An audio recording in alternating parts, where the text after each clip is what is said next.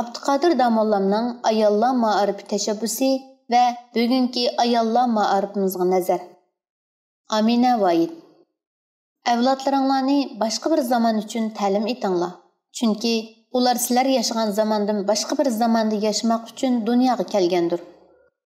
Miftahul adabning kir so'zi. Farzand tarbiyasi va oila tarbiyasi bugungi kundagi muhim bir ijtimoiy tema. Farzand tarbiyasi mohiyatda oila safosini yuqori ko'tarish jarayoni bo'lib, bu ayollarning safosini yuqori ko'tarish bilan o'z ifodasini topadi.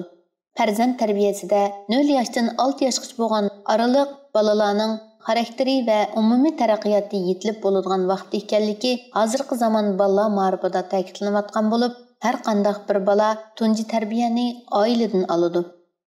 Oila bolaning tunji maktabi, ana bolaning tunji o'qituvchisidir. Balaning bu maktabda yaxshi tarbiyalanish, ruhiy va jismoniy sog'lomlikka ega bo'lish, shundaqla xarakterining yetilishi aniq bog'liqdir. O'qish va bilim olish ayollarning o'rtaq huquqi bo'lib, bilim bilan o'zini taraqqiy qildirgan ayollarning farzand tarbiyalashi, erni kutishi, illiq oila muhiti barpo qilishi, hatto ziddiyatlarni hal qilishimi o'qimagan nodon ayollar qaraganda alohida bo'ladi. Bilim bilan o'zini kuchlantirgan ayollar kuchlik jamiyat, baxtli kelgusi barpo qilg'uvchilardir. Abduqodir Domollamning ayollar tarbiyalanishi haqidagi ko'z qarashlari garchi bir asr ilgari o'ttirib qo'yilgan ideya bo'lsa-mu, lekin bugungi davrdagi ayollarning ma'rifiga yetakchi ideya bo'lib, kunimizdagi ayollarning ma'rifida o'zgarish paydo qilgudek ma'niga va ahamiyatga ega. Abduqodir Domolla Nasihati Amma degan asrda qiz ayollarning ilm elishi to'g'riliq ayollarning ilm o'rganishning farzligini ko'zda tutib, ularga diqqat e'tiborimizni qaratishimiz, xotin qizlar uchun maxsus maktablarni etishimiz lozim. Chunki kichik bolalar nodon onasining tarbiyasidagi chog'da yomon illat va bilimsizlikka giribdor bo'lsa, ularni kichikligida odatlangan u ishdan qutuldirish nihoyat jafoliqdir. Agar onasi bilimlik va qobiliyatli bo'lsa, farzandni yaxshi axloq bilan tarbiyalar.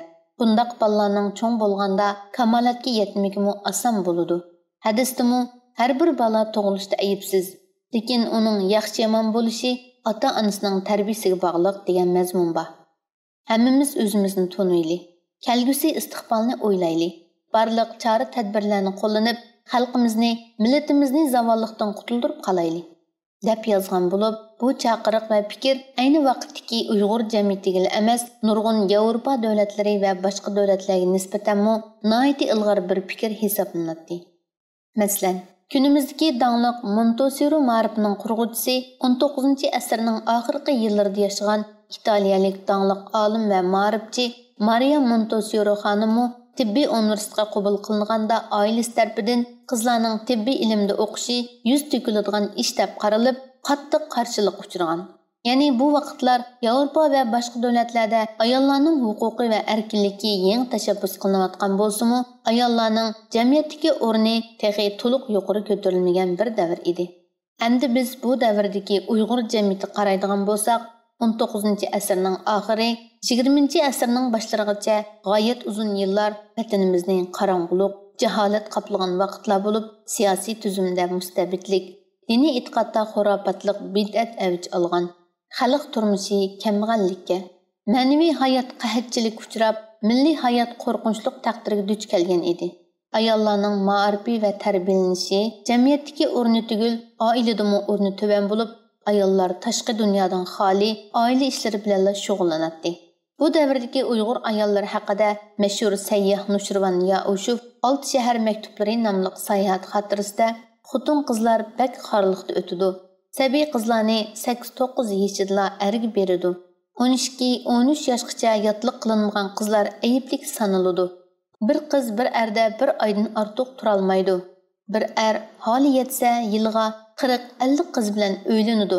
Shu sababli ersiz qolgan xotinlar bak ko'p uchraydi. Balaliq ayollarga yosh bo'lsa-mu er chiqmaydi. Bak ko'p qizlar musofirlardan homildor bo'lib qoladi. Ular kuniga 3-4 tiyinga moykalarda yung yuvib ishlab bolalarini o'zlari boqadi. Agar qo'lida ilm, texnikasi bo'lgan bo'lsa edi, yerlari boy bo'lgandan keyin o'zlari boy bo'lgan bo'ladi deb yozgan bo'lib, buningdan biz shu davrdagi Uyg'ur ayollarining ahvolini faraz qila olamiz. Shundaqla Abduqodir Domollamning mushundaq bir davrda ayollar ma'rifini tashabbus qilishning ahamiyatini va Abduqodir Domollamning jasoratini ko'rib olaymiz. Chunki ayollarning jamiyatda emas, oiladami tuzuk o'rni va qimmati bo'lmagan bir jamiyatda ayollarni maktabda o'qitishga, ilm olishga tashabbus qilish shu davrga nisbatan nihoyat jasorat va tavakkulchilik talab qilgan bir fikrdir. Biz bugun Abduqodir Domollamdan yashagan davrdan bir asr keyingi dunyoning iqtisod, ilm-fan va texnika bilan yuksalayotgan, ayollarning jamiyatdagi o'rni yuqori ko'tarilib, ayollarning har turli huquqlari qo'g'dilayotgan bir davrda yashayapmiz. Beshimizni ko'tarib qaraydigan bo'lsak, ayollari bilan erlari teng nisbatda o'qiyotgan, ayollarning ma'rifiga mablag' solayotgan davlatlar bugungi dunyodagi eng taraqqiy qilgan davlatlardir. Uyg'ur ayollari qaraydigan bo'lsak, avval vatan ichidagi ayollarimiz insoniyat beshiga kelgan eng og'ir kulfatlarni, haqoratlarni, qo'rlashlarni boshdan kechiryotdi.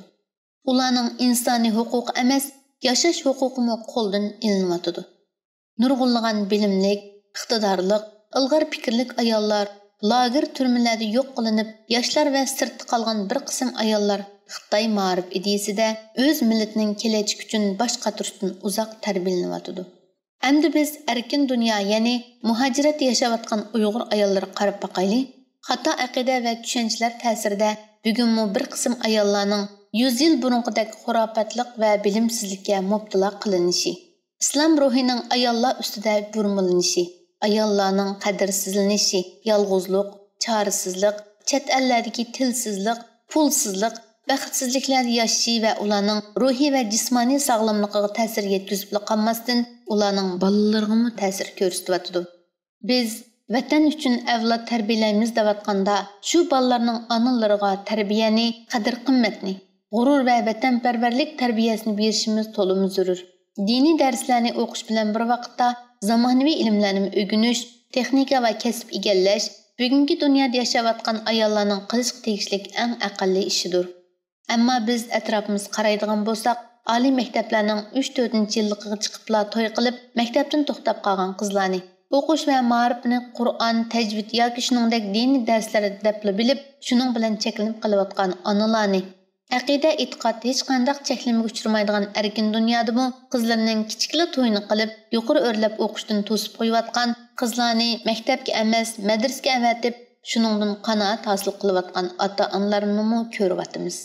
Mayli vatan ichi yoki sirtida bo'lsin, adabiyot, san'at, hunar kasb yoki boshqa sohalarga qaraydigan bo'lsak, ayollarning sonining qanchalik oz ekanligini bila olamiz. Bizdagi ayol doktorlar, olimlarning soni nihoyatim oz. Ayollarni jamiyat yuzlantirish, ularda aslida bor bo'lgan yoshirin kuchini qazib chiqarish degandek fikrlar bugunmi o'xshashla qarshi elinmaydigan bir tema bo'lmoqda. O'tmishda nodonlik va xurofotlik ayollarni qanday qadrsiz va tuvan o'ringa qo'ygan bo'lsa, bugunmi bilimsizlik, o'zi yashayotgan jamiyatni, o'zi e'tiqod qilayotgan dinni, o'zi qo'g'dayotgan haq-huquqni bilmaslik ayollarni tulluqning, baxtsizlikning, muhtojlikning o'chig'iga ittirmoqda. Birlashgan Davlatlar Tashkilotining 2014-yilgi tekshirishda taraqqiy qilgan davlatlarda ayollarning o'qish nisbati 99% bo'lib, ba'zi taraqqiy qilayotgan davlatlarning bo'lsa 75% bo'lgan. Haqiqat shuki, kuchli, zamonaviy bir davlat va ilg'or millat bo'lishning bir sharti shu jamiyatdagi ayollarning iqtidorli bo'lishi, har soha, har kasbda yuksalish uchun sharoitlarning yaratilishi va bu jarayondagi to'salg'ularning yo'q qilinishi, jumladan ayollarning ma'rifiga mablag' silinishidir. Ayollarning saposi yuqori ko'tarilganda jamiyatda o'rni yuqori ko'tarildi va qadrlanadi. Shundaqla o'ziga bo'lgan ishonch oshidi. Men kuy yeb, o'tmi to'shib bo'lib ketgan kigizning kuy yemagan yerlariga qarab umidlangich bo'lg'achqa, yanala nurg'un, g'oyilik, millat va vatanni so'ydigan ayollarimizning borligini, nurg'unlagan ayollarning vatan millat uchun xizmat qilishi istikida bo'layotganligini bilaman. Yana nurg'un ayollarning ilm olish yo'lida bor kuchi bilan tirishchanlik ko'rsatayotganligiga ishonaman. Ammo orzu hech qachon reallikka teng emas. Faqat orzuyimiz bo'lishli yetmaydi. Biz harakatga o'tishimiz, bu shundoq bir yerga kelishimiz hamda nishonliq va planliq tirishishimiz lozim.